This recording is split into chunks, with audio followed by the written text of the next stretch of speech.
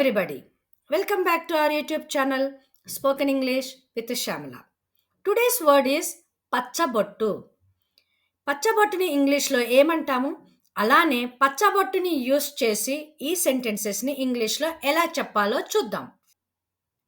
ఇలాంటి మరిన్ని వీడియోస్ కోసం మన ఛానల్ని సబ్స్క్రైబ్ చేసుకోవటం మర్చిపోవద్దు. అలానే మీకు ఈ కంటెంట్ నచ్చినట్లయితే don't forget to click the like button.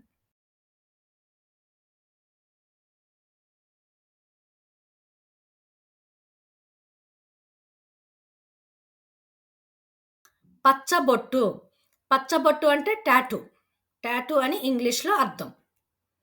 అతని ఎడమ చేతిపై పచ్చబొట్టు ఉంది.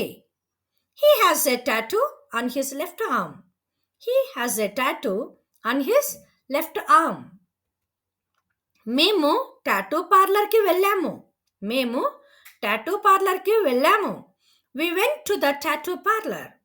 వి went to the tattoo parlour. తాతయ్య